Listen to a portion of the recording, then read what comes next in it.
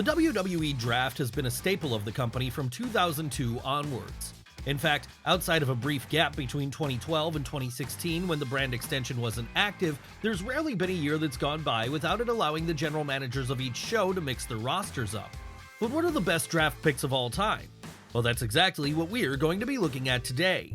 And where better to start than with the most game-changing one of all, and that's when John Cena was drafted to Raw in 2005. Why was this the most game-changing of all draft picks? Well, because it marked the moment when WWE finally made their decision about who was going to be their top star for the next generation. After all, unlike today where SmackDown is generally seen as the A show, back then, all the real main event guys were looking to get onto the flagship, Raw.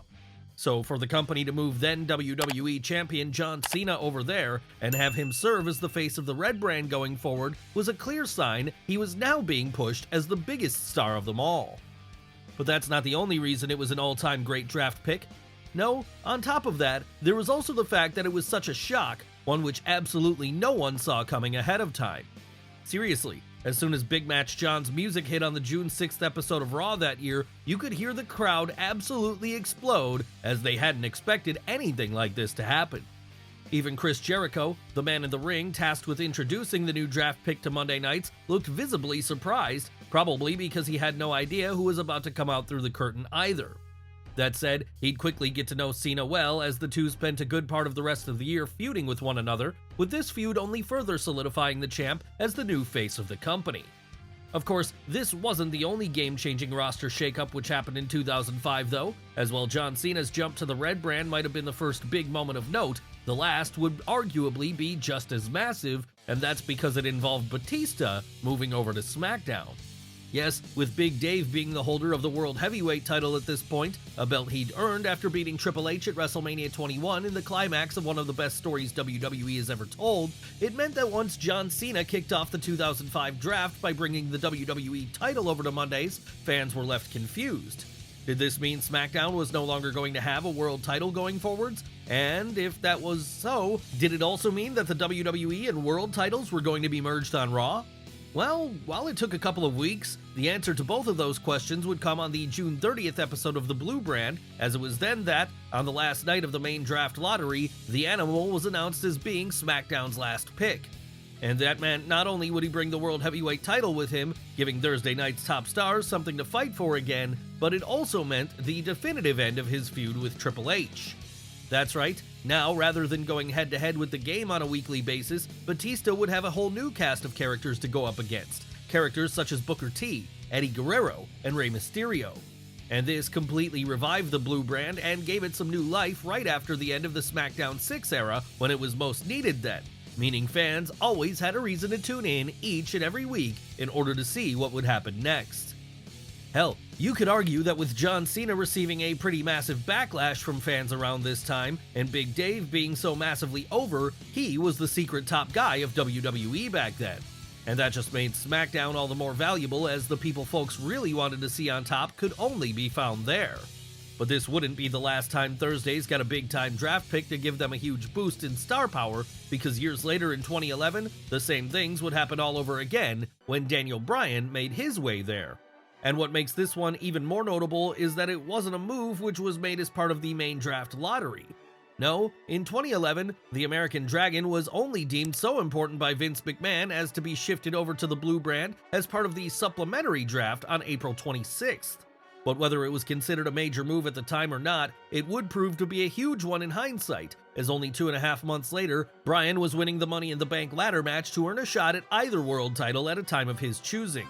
And when he eventually did cash this in on the big show at December 18th's TLC, Tables, Ladders, and Chairs, he'd walk away from the evening the new World Heavyweight Champion, with this being a moment which would have never happened were he still working on what was considered to be the real show of importance back then, Raw. Sure, the title run which followed might have suffered from bad booking and a particularly disastrous end, but it gave fans their first taste of the former Ring of Honor star with some top WWE gold around his waist.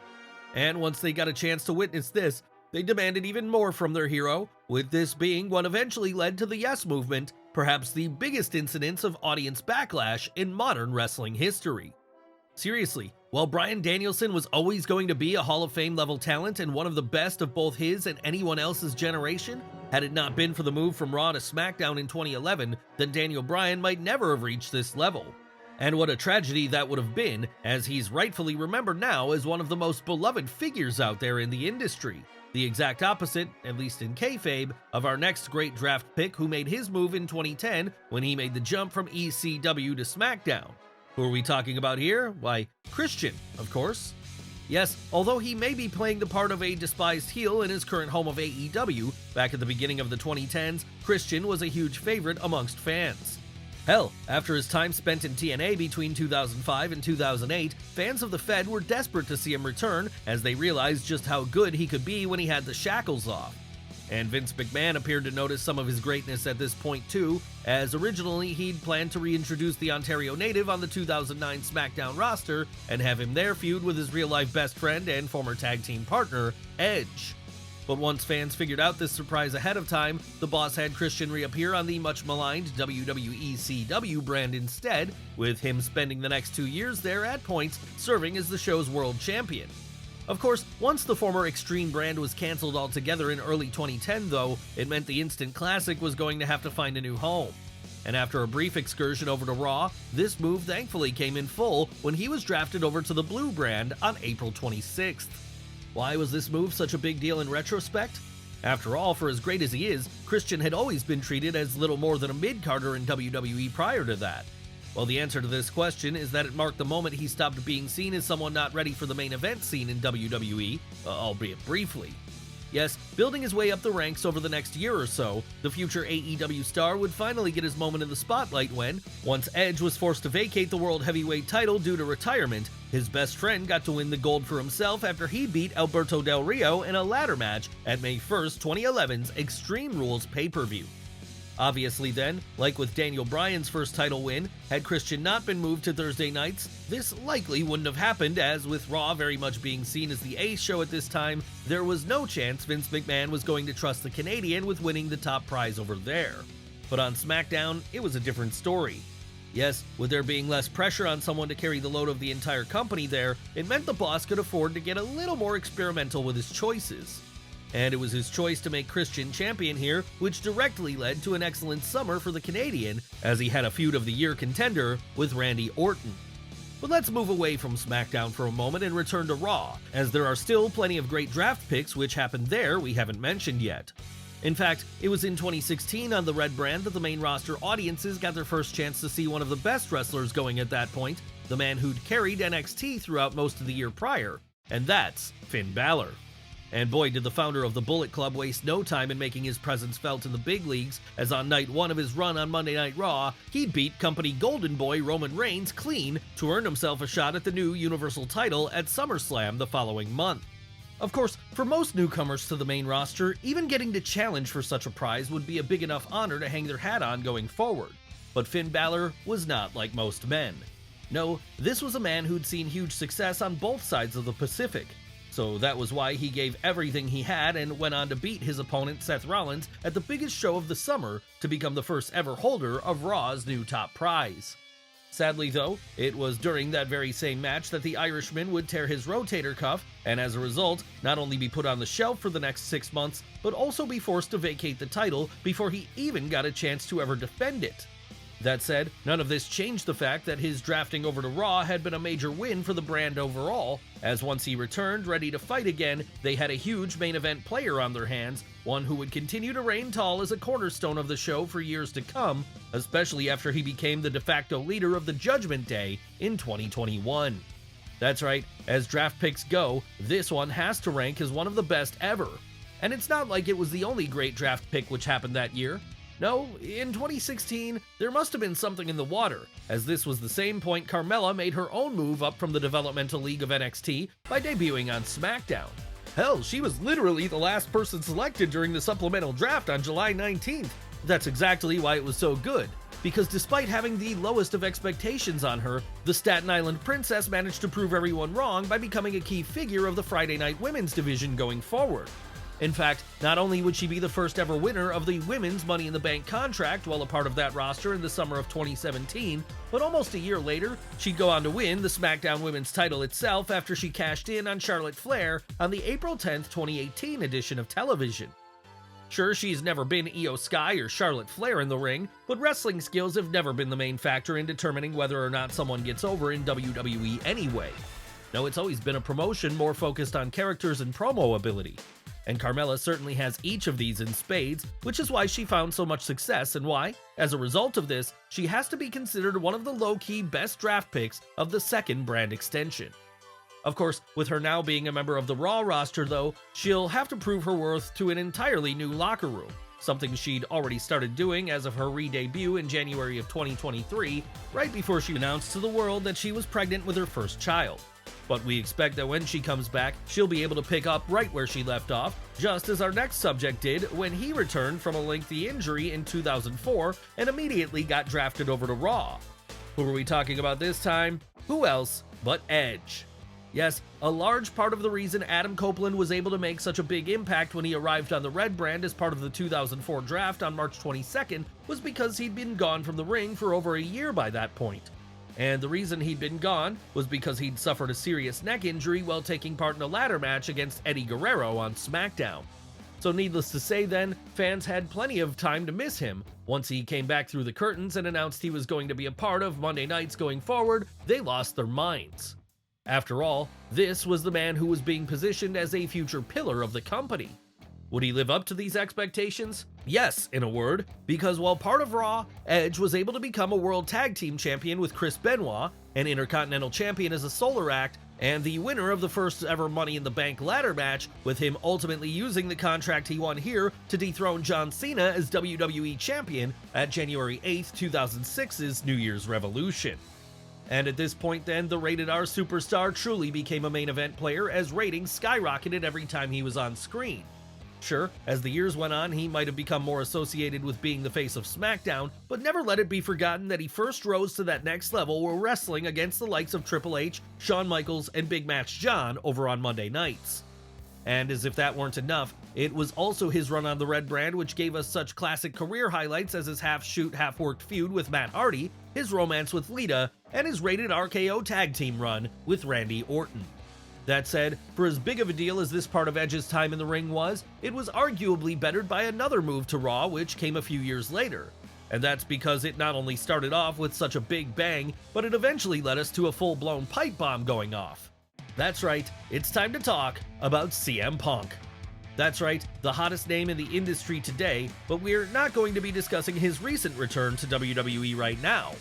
No, instead we're only going to talk about the time he was drafted over to the flagship show on June 23rd, 2008. And the reason this was so notable as a draft pick was because, at the time he moved shows, Chessmaster Phil was in possession of the Money in the Bank briefcase. So, in order to make the biggest splash he possibly could then, and ensure everyone was talking about him once the night was over, the Chicago native decided that this was the best time to cash in said contract on Edge and take his World Heavyweight title from him, with such a move establishing the Second City Saint as a main event guy right out of the gate. Sure, the title reign which followed had its problems, as Vince McMahon still wasn't all in on Punk at this point, but the new champ managed to give us some memorable moments anyway, like his feud with Randy Orton, his tag team title win with Kofi Kingston, and his winning of the Money in the Bank contract for the second year straight at WrestleMania 25. Sadly for Raw though, Punk never got a chance to cash this in on their show, as pretty quickly thereafter he'd be drafted back to SmackDown, where he'd remain until 2010. Of course, Mondays continued to feel like his spiritual home though, which was exactly why he saved his biggest moment, the second summer of Punk, for when he returned there. But even if this did make him the biggest star in the industry for a while, it wouldn't be enough to make him the top heel in the eyes of Vince McMahon, because after main eventing WrestleMania 27 against John Cena, The Miz had fully taken up that role. And it all began for him when he was drafted over to Raw in 2009. Why was this the beginning of The Miz's rise to the top? After all, he'd been on the main roster for 3 years by this point. Well, the answer to that question is that before this, he'd pretty much been exclusively a tag team act with John Morrison. But now that he was separated from his partner by brands, Mike Mizanin was free to spread his wings as a solo act, and this allowed him to develop the awesome gimmick he's perhaps most well known for today. But it wasn't just a catchphrase the Ohio native was creating at this point. No, he was also building a legacy for himself. A legacy which began with a United States title run after he beat Kofi Kingston for the honor on the October 5th episode of Raw that year. And as if that weren't enough, during this period spent on the Red brand, he'd also become a unified tag team champion as one half of Show Miz alongside The Big Show, all while also beginning his legendary feud against Daniel Bryan. That said, all this paled in comparison to what The Miz did in 2010, as it was then he'd win the Money in the Bank contract to earn himself a WWE title shot at any time of his choosing. And as it happened, the time he'd choose to cash this in would be on the November 22nd episode of Raw, where he pinned then-champion Randy Orton to reach the mountaintop at last. And you all know what happened after that. Mizanin went on to main event WrestleMania the following year as champ against John Cena, and even retained against the challenger, all with a little help from The Rock, of course. Would this have happened if he'd never been moved over to Raw in 2009? It's unlikely. And for that reason, it has to rank as one of the most successful draft picks of all time, as it took someone who looked to be a career mid-carder and catapulted him right to the peak of the industry. That said, The Miz wouldn't be the only man who went from mid-card to main event in short order as a result of being moved over to a new show. No, there was another, even more impressive example of this which took place in 2017, and that was the move of Jinder Mahal from Raw to SmackDown with the subsequent WWE title run which came for him afterwards. Yes, if you could have asked anyone prior to that May's Backlash pay-per-view whether they could ever imagine Jinder Mahal being in a position to win the top prize in New York, they'd have probably laughed you out of the room. Hell, this wasn't exactly Bret Hart or Steve Austin we're talking about here. No, it was the man who'd been treated like a jobber for pretty much the entirety of his career up until that point.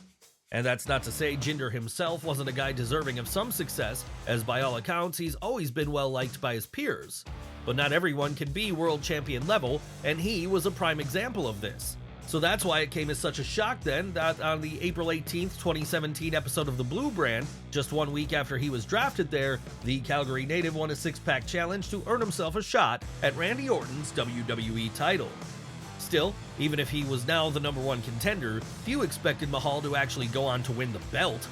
But proving them wrong in this assumption, he'd do just this when at May 21st's Backlash, he pinned the champ to take home the gold for himself, with this marking probably the fastest rise from glorified enhancement talent to the top of the card in the history of WWE. And of course, had he not been drafted to SmackDown in the first place, such a wild scene would never have gotten to play out, just as we would have never gotten the WWE 2K Universe mode Insanity that was the match graphic showing John Cena facing off against Shinsuke Nakamura for a shot at Jinder Mahal's WWE title at SummerSlam. So we can all thank the draft for giving us that, and all the other great moves which we've mentioned in today's video.